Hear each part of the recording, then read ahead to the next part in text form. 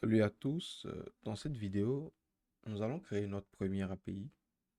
Et l'objectif ici, c'est déjà de créer le projet, créer une classe et puis créer un contrôleur. Et dans ce contrôleur, nous allons initialiser une liste de voitures et cette liste aura plusieurs enregistrements de voitures qui listent les différents attributs de notre classe que nous avons déjà créée. Donc l'objectif ici, c'est déjà de montrer comment je crée un projet de type API avec .NET Core. Comment est-ce qu'on crée une classe dans le projet? Comment est-ce que on enregistre un certain nombre de données ou on initialise un certain nombre de données qu'on peut récupérer à travers l'appel de notre route que nous allons créer. Donc sans plus tarder, créons déjà notre projet. Je clique sur cette option, créer un projet. Je choisis le projet à créer. Il y en a plusieurs. Nous n'allons pas faire le tour, ce n'est pas l'objectif de notre vidéo. Nous allons choisir le projet API Web ASP.NET Core. Nous pouvons toujours le chercher ici, en prenant simplement API, et puis nous l'avons là. Mais je l'ai épinglé, donc je prends celui que j'ai épinglé. Je fais suivant. Je remplace le nom. Je vais créer une API qui renvoie des caractéristiques d'une voiture. Je mets juste voiture ici. .api, c'est comme ça que je l'appelle. Le nom, je vais le mettre dans un dossier, un sous-dossier YouTube.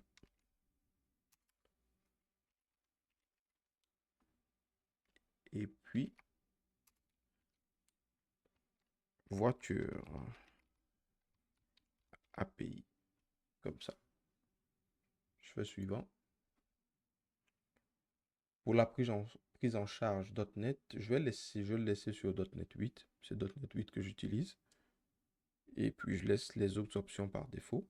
Nous pouvons ajouter la prise en charge des conteneurs et tout, mais ça ne nous intéresse pas pour le moment. Je fais créer et je patiente. Visual Studio va se charger d'initialiser mon projet avec toutes les références et toutes les librairies basiques qui serviront à lancer le projet déjà par défaut. Donc, dans le projet, avant de l'exécuter, faisons un peu le tour. Nous allons commencer par le bas. Nous avons déjà un premier fichier ici, le Weather Forecast. C'est un fichier que .NET crée par défaut avec, nous pouvons regarder le contenu. C'est la classe avec les attributs. Et puis, ce fichier voiture.api, nous allons sauter pour l'instant, il ne nous intéresse pas. Programme.cs, c'est le point d'entrée de notre application. Lorsque nous allons l'exécuter, le compilateur va passer par ici pour exécuter notre application ou pour lancer notre API. Le fichier AppSetting, dans lequel nous pourrons mettre plus tard le chemin vers notre base de données, la chaîne de connexion vers notre base de données et d'autres options comme des liens externes que nous voulons lancer depuis notre application. Nous n'allons pas mettre les liens directement dans le code, mais ici et après faire référence à ces liens-là. Le contrôleur. Tantôt, j'avais présenté la classe Weather Forecast, la première classe, et voici le contrôleur de cette classe-là. Je ne vais pas m'attarder sur l'explication de ce contrôleur-là. Nous allons créer notre propre contrôleur tout à l'heure. Et ici, nous avons le fichier launch setting dans lequel nous avons les différents profils pour pouvoir exécuter notre application. Nous avons le HTTP, le HTTPS, nous pouvons l'exécuter avec IIS. Mais ici, ce que je vais faire quelque chose de très simple. Nous avons le 5008 pour l'exécuter en HTTP non sécurisé. Je vais remplacer le HTTPS en 5009 pour faire simple. Et j'enregistre. C'est tout. Voilà la simple modification que je fais là. Je fais générer. Et puis nous allons lancer notre projet pour la première fois avec les paramètres par défaut tels que Visual Studio nous a créé notre projet API en modifiant simplement le port sur lequel l'application va se lancer en HTTPS.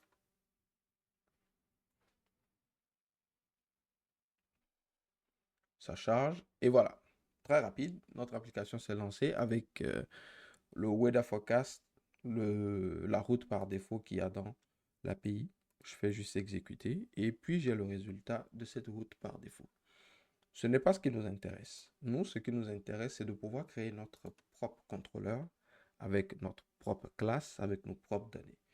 Nous n'allons pas nous attarder aujourd'hui à créer une base de données. Nous allons simplement créer une liste statique qui va nous retourner une liste de véhicules avec les différents attributs que nous aurons à créer et des exemples.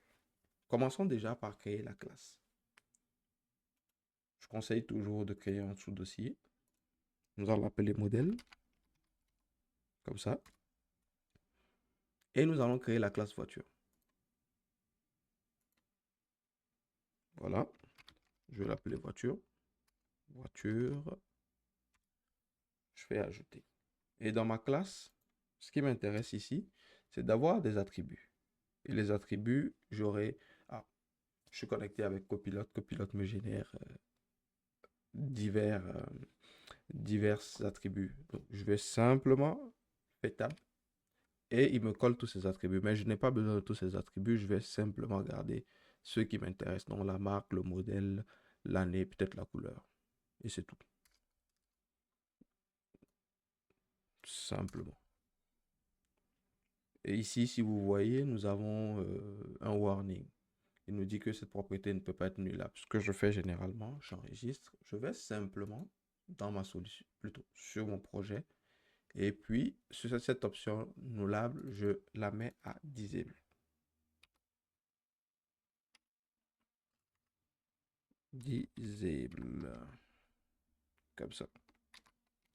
Et puis, si je reviens dans ma classe, je patiente un peu le temps qu'il compile. Voilà. Ces warnings sont passés. Donc, je n'aurai pas l'obligation d'initialiser directement mes attributs ici. C'est correct pour moi. J'évolue. Passons maintenant à la création de notre contrôleur. Nous allons ajouter un nouveau contrôleur ici. Je fais clic droit, ajouter. Et puis, je peux prendre soit ma classe et je renomme, ou bien je peux prendre contrôleur ici. Je patiente. Et il me sort divers contrôleurs. Je n'ai pas besoin de contrôleur MVC. Moi, ce que je cherche, c'est des contrôleurs d'API. Je vais prendre les contrôleurs d'API vides. Je fais ajouter. Je mets le nom de mon contrôleur.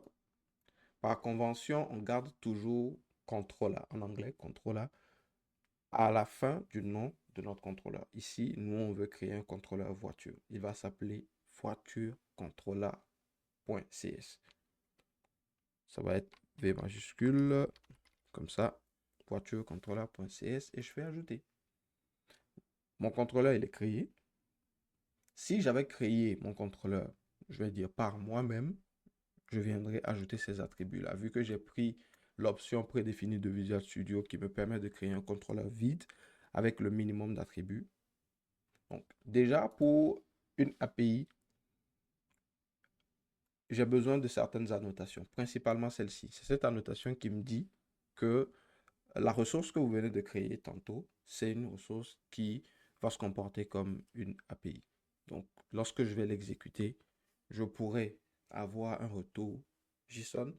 Je pourrais formater du JSON, le remettre et il va le traiter. Il comprend le JSON, simplement. Donc, cette annotation nous dit simplement que la ressource que vous avez créée va se comporter comme une API. Et ici, qu'est-ce que nous avons? De quoi est-ce que nous avons besoin? Nous avons besoin d'avoir une liste. Déjà, ce que je vais faire ici, moi, je vais initialiser une liste pour avoir un certain nombre de véhicules. Donc, je ne vais pas le suivre dans ce qu'il fait. Je vais créer ma liste. Ça va être private. Donc, private. Ça va être du read only. Et je crée ma liste de voitures. Je lui mets le nom de ma classe ici, voiture, comme ceci. Je lui donne un nom, voiture, égale à new. Et plus bas, je vais donner mes exemples. J'attends patiemment pour importer. Non. Il ne veut pas l'importer. Pas de souci. Je fais du using. Comme ça. Et c'est correct.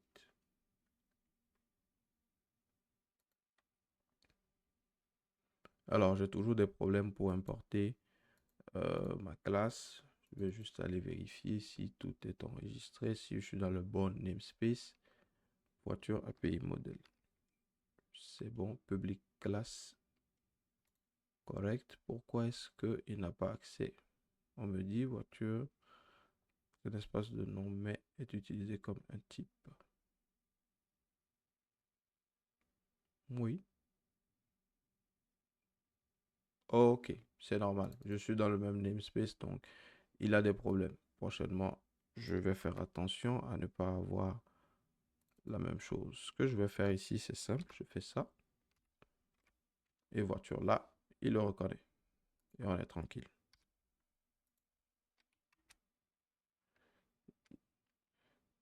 Voici. Excellent. Je vais avoir une voiture. Pas besoin de ça.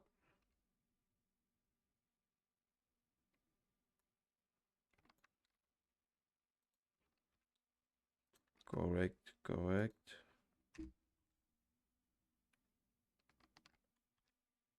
Une troisième voiture, une quatrième.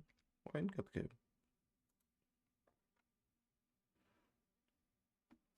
Donc, on est correct. Nous avons quatre voitures. Et ce qu'il manque maintenant, c'est la route pour que nous puissions récupérer ces voitures-là qui ont été ajoutées à cette liste. Donc, ce que je vais faire, je vais simplement ajouter une nouvelle route avec l'attribut get. Get ici nous permet d'obtenir un résultat d'une ressource. Je crée ma route maintenant, public. Voilà. IActionResult qui va traiter ma requête.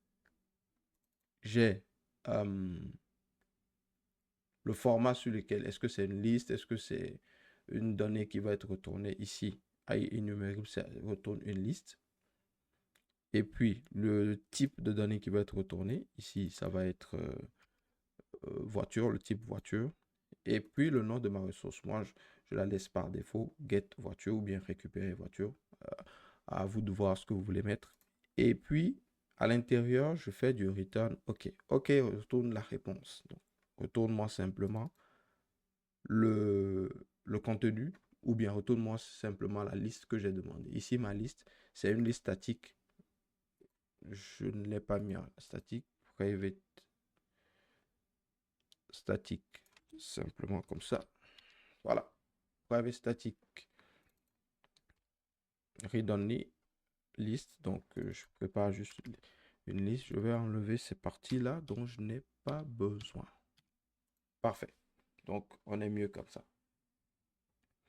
Donc, je réexplique. Nous avons notre contrôleur. Dans le contrôleur, j'ai déclaré une liste avec 4 voitures de différentes marques. Et j'ai ma route principale qui me retourne toutes ces ressources-là. À présent, enregistrons. On compile. On patiente. La régénération est terminée. Et puis, je lance. Donc, nous allons voir notre premier API, notre première route que nous avons créée. Je dois profiter pour supprimer cette route-là. Je réduis simplement. Je fais supprimer. Il faut que j'arrête déjà l'exécution. Clic droit, je supprime. Je n'ai pas besoin de celui-ci, ni de celui-ci, ni de cette route-là. On veut garder uniquement notre route dans le navigateur. Je régénère.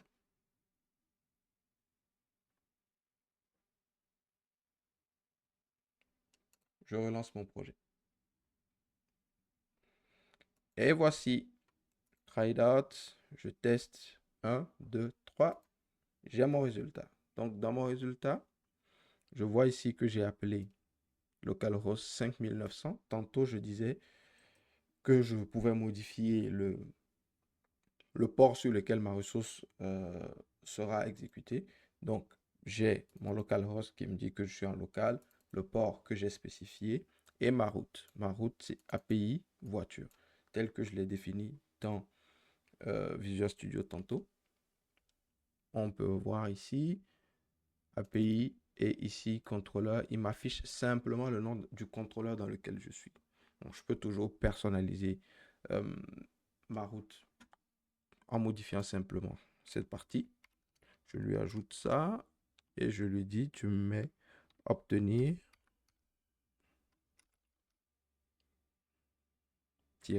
voiture. Je vais le mettre en double quote, pas en simple quote, double quote. J'enregistre et cette partie-là, je peux la retirer simplement.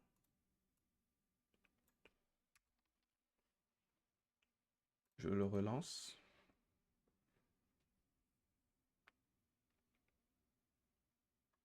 On patiente un peu. Et voilà. Donc, je n'ai plus le nom de mon contrôleur, mais j'ai un nom que j'ai spécifié moi-même. Donc, c'est une des manières où nous pouvons modifier simplement le nom de ma route pour ne pas que ce nom ressemble au nom de mon contrôleur. Donc, j'ai mon contrôleur plus haut et j'ai ma route à l'intérieur. Je fais try it out, exécuter et j'ai mon résultat. Et ici, au niveau de la request, on voit bien que j'ai appelé la route API/obtenir voiture qui me liste toutes mes voitures. Donc, pour cette première partie, voilà, nous avons créé un projet. Dans Visual Studio, nous avons créé un projet de type .NET Core Web API. Nous avons créé une classe, la classe voiture, où nous avons listé les attributs que nous voulons. Une voiture, elle a quoi? Elle a une marque, elle a un modèle, elle a une année, elle a une couleur. On a pris juste quelques attributs. Elle a un numéro de série qu'on n'a pas utilisé ici forcément. Et dans notre contrôleur, ce que nous avons demandé, c'est juste, nous avons créé une nouvelle liste. Et cette liste-là, nous avons pu obtenir cette liste-là en passant par une route. Dans la prochaine vidéo, nous allons aller plus loin.